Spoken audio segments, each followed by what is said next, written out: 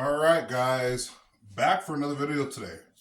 We're going to go over some basic self-defense strikes that are very simple that you can use in a day-to-day situation. If you're in a self-defense situation, one of the most easiest things to pick up off the ground is a stick, right? Stick is very, very, very easy to pick up off the ground that you could use to defend yourself with, okay? So first of all, we're going to start with a little bit of stance, okay? And it doesn't have to be anything crazy. Now, what I don't recommend is you stand like this. Some people want to stand like this. You're leaving yourself open. Your arms, your hands, and your body is a little too close to the situation. What I recommend is more or less like right here. Because you're like this, now yeah, you can get good strikes, if you need to step in, but I would prefer to stand right here in a situation that I have a stick, right? Because once again, a stick is a blunt object, which means obviously it cannot cut. It's blunt force, right? So, standing like this, I'm putting myself in close to where he can grab me. Back here, I have a little bit more space, more room, and if I want to step forward, I absolutely can step forward. But this is my preference, is being right here.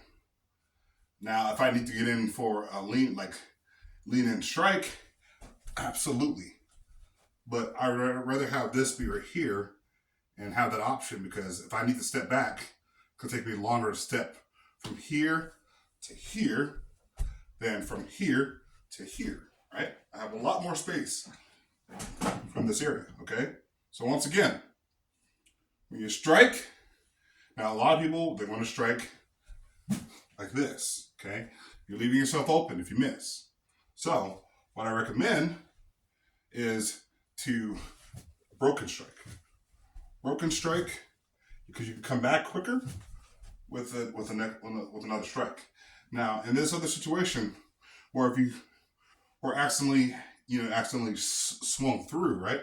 Or that wasn't your intention, you wanted to, but somehow they moved, because remember, once again, things move in real life. So when you're swinging, you may move, right?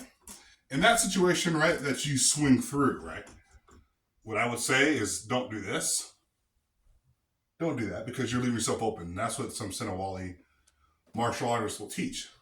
They'll teach you to strike here and then come here, right? And there's all different other kinds of moves that you can use, right?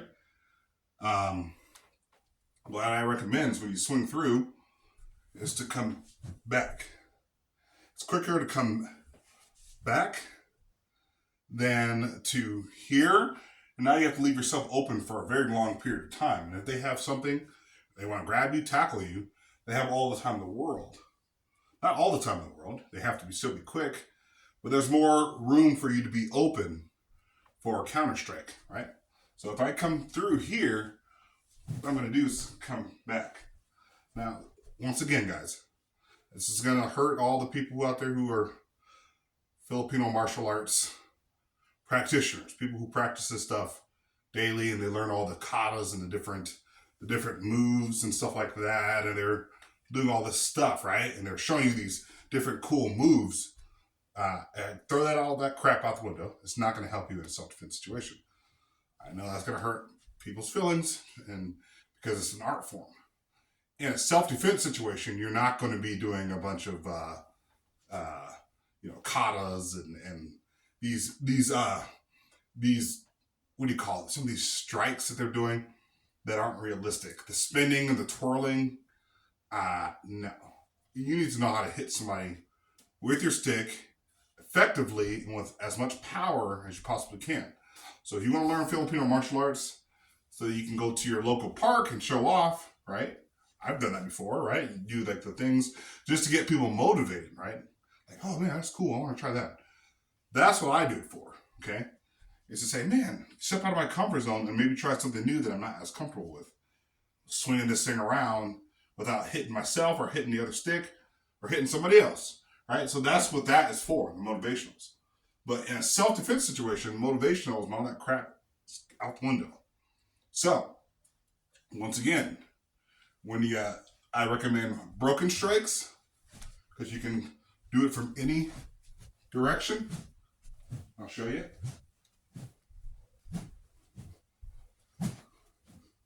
Right? So it's really simple, guys. Most people, their channels are based off of long forms of, hey, learn this kata, learn this form, learn this special strike. If you guys have ever seen a self-defense situation where people are fighting with sticks, or even a Filipino martial arts, actual duel match, whatever they call it over there, they're swinging. They're swinging, right? They're swinging. They're swinging, right? They're not doing all the cool, fancy moves, right? Now, some of these moves can work. Once again, I'll show you another move set that can work in a close quarters environment. Now, I'll stand to the side for this one. This move right here. Now, somebody, they call it Abednego. Just kind of a short. Now, with that move, I'm going to show you the correct way to do it, okay? And it's going to look corny. You're going to be like, that's ridiculous. That takes too long. You get more power, okay? So if I'm just doing my fists like this, what I'm going to do is I'm going to strain my wrists. I already have not the greatest wrists. So what I want to do in that situation, right, is to turn my body, right? I've told you guys, when you throw a punch, you get your hip. Get your hips into it, okay? Right? So it's the same thing with the stick. Once again, you need a lot more power than you will with a knife. Okay? So if you're in a close quarter situation, right, where he has broken that safety field, right? That safety field right here would be inside of here, right? If he's able to get through, I'm not going to be able to do this, right? I'm not going to be able to do this, right? It doesn't make any sense. He's already broken that field. So maybe I might not be able to get a strike in from here to here. So what I want to do in that situation is I can, right? Now, sometimes, obviously, you may not have the opportunity. If he's in really close, you may not have the opportunity to turn your hips as much as you want to, but just get yourself in the habit of doing that, because while this is powerful, once again, you're going to be tweaking your wrists. So don't do that as much as possible. As much as possible, what you want to do is, it looks funny, but there's a reason why, okay? You get a lot more power from your core to your arm, to your hand, to the stick, right? Right? Watch and see, you can hear the difference. Right? Now from the side, you obviously can't use your core as much as you would from right here, right? But from here, I could still, I'll show you from the side. So that would be for close quarters. The close quarter situation where I don't have a lot of time, right? And he's coming at me. I could do a quick strike. I'll show you from the side. Right? From the side, I might not have the opportunity to get that, to get from here to here, because he's already broken that plane. Okay? So in this situation, right, if he's in here, right? So, because once again, people move. This isn't a great simulation. Core Flex bag, all the Core Flex bag is designed for is for movement. Because if it's a stationary target, like say a hitting bag, like a big bag at the gym that you go hit, right, and you're just wailing away at that thing, right? You're doing your thing. It's not moving. You can push it and make it move, right, and move around, right? But at the same time, a Core Flex bag is fast. It's quick. It's fast. So I may not have the opportunity to get in from here, right? I might have to come here and then here, or here. Once again, it looks funny, but you're going to get a lot more power than you would just trying to do this whole thing. This whole thing right here, you're going to hurt yourself. You may hurt your wrists. All right? So what I recommend is to throw a little bit of oomph here. Plus, you're also protecting your face a little bit, right? You could put a hand up to protect yourself from maybe something that's coming over. Well, it may break your hand. It's better than them just plastering your face with a knife or a punch. You still have that one opportunity to hit them where it counts and where it'll hurt and where it'll put them down, right? So, once again, practice some strikes, right? Once again, you got to time it, because once again, just doing this stuff all day long, it's nice, but that opponent can move over here. So when he moves over here, now you're not used to.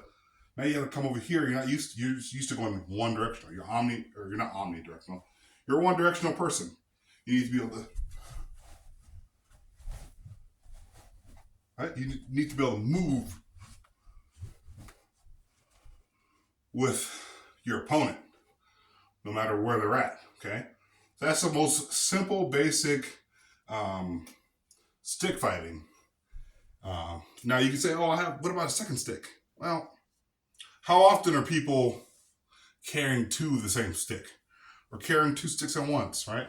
When you're walking down a woodland path, right, in the forest, and someone's coming at you, and the guy looks like he is crazy, right?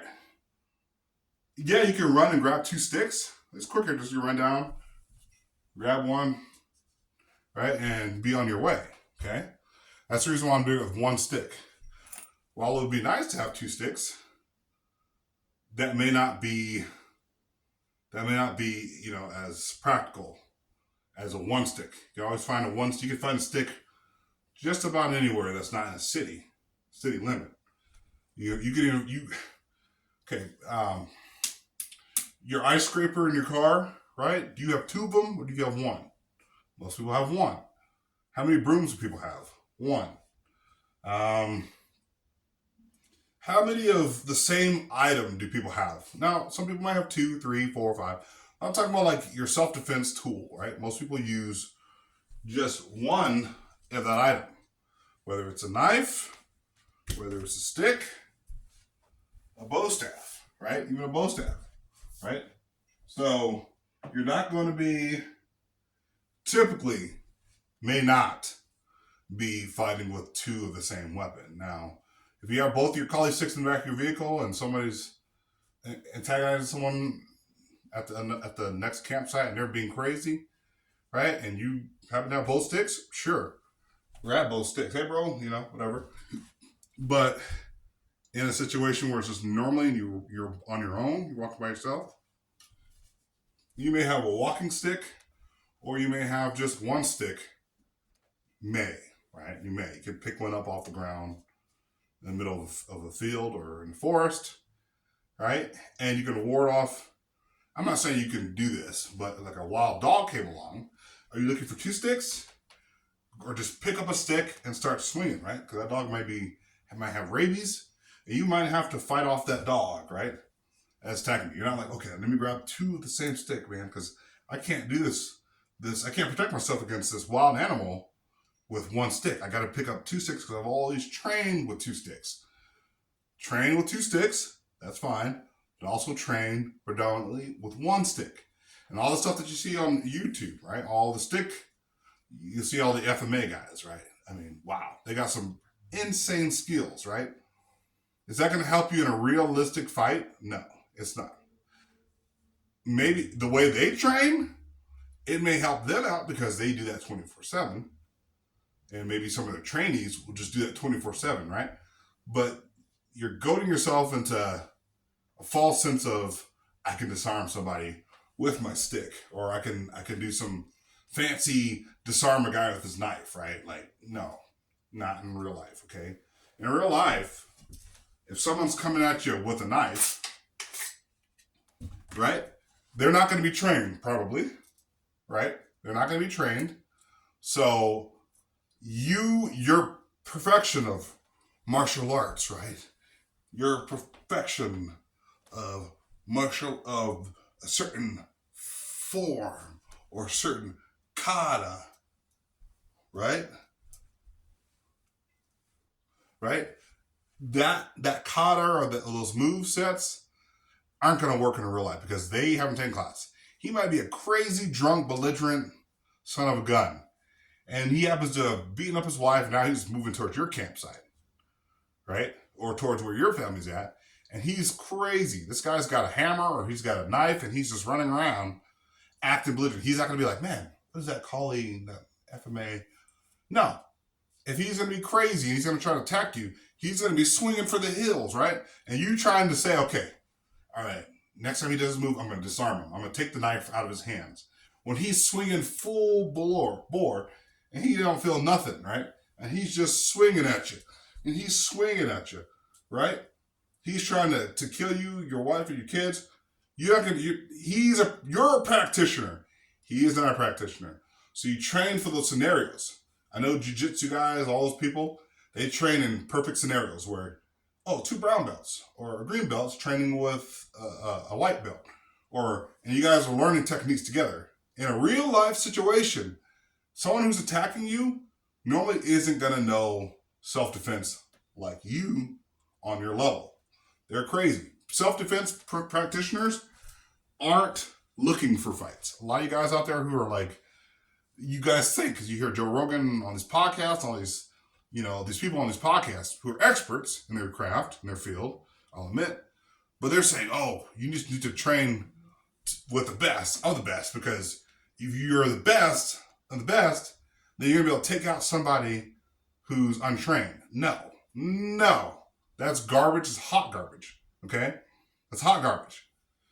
Someone who's untrained is going to be wild, erratic, and could end your life just like that. A lot of you guys have seen the videos of the jiu-jitsu black belt choking somebody out. It looks good and it sounds good because you hear all the stories. You haven't heard all the stories of the jiu-jitsu brown belt or black belt that was subduing somebody because he was at a bar. He shouldn't have been at a bar. Jiu-jitsu practitioners, people who study true martial arts should not be at bars. Should not be at those places. Situational awareness should not be at bar. Shouldn't be there, okay? Choking somebody out, right? Somebody else sees it. Either it's a buddy. I've heard stories where it's a buddy. Comes up and stomps a jiu-jitsu guy into the ground. Almost kills a guy. Jiu-jitsu, brown belt, black belt. Almost kills a guy. Because he just sees him and he just, bam, get off my friend. Another worse situation, well, just about worse situation. Jiu-jitsu guy at a bar trying to subdue somebody who was attacking him or attacking his friend. Had this guy in a chokehold. Some other people came up and they don't know what's going on. They see this guy choking this I don't want to say asshole, but yes, asshole's choking this other guy out.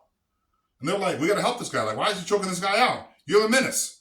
They came up, subdued him, or, beat the crap out of him, right? And the charges, they ended both in the basic cat charges, but the charges got thrown out for both guys. But he was facing charges, and so was the guy who attacked him. They were both facing charges, and the charges got dropped somehow. I don't know how, but it did. Okay? That's a nightmare scenario. So don't just train for, okay, if I can beat another black belt in Taekwondo, which means I'm going to beat somebody in a street fight. No, not necessarily. You don't know if that person's got a broken bottle, a knife. You don't know. You haven't trained for that, right? Jiu-jitsu guys don't train to stand up and fight with somebody. They train to lay on the ground and roll around with you. That's helpful in that situation, but fights always start standing up. And if that guy's got a bottle, sure, you might be able to get him to the ground, but he might just gash you in the back.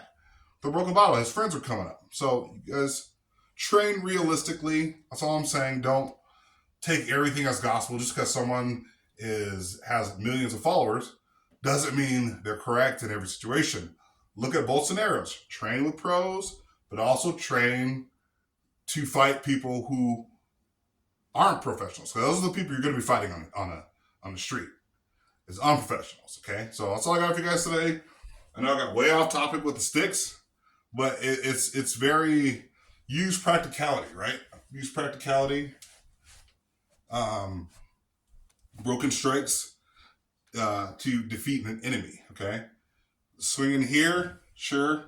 Don't do that as much as possible. And if you get into that situation, swing back up, swing across, swing back across. It's all about keeping a pattern. See, the stick is in front of me as much as possible. I'm going back the other way. See that? I'm going back the other way. The other way. Boom, boom, boom, boom, boom, boom. And then move. Learn how to start moving your feet. Not hitting yourself or hitting somebody else. Right? If you have to move in that direction, right, where you have to overswing, overcorrect. I recommend broken strikes is quicker. You get a lot of power behind broken strikes, and plus you can come back a little bit faster from broken strike. Okay, so study everything. Study every technique out there. Take the good, spit out the bad. Don't just practice one martial arts form and think you're good. Practice different forms of martial arts. Okay? That's all I got for you guys today. Hit that like, subscribe button. Continue to check out my content, and I'll talk to you guys later. Love you guys. Peace.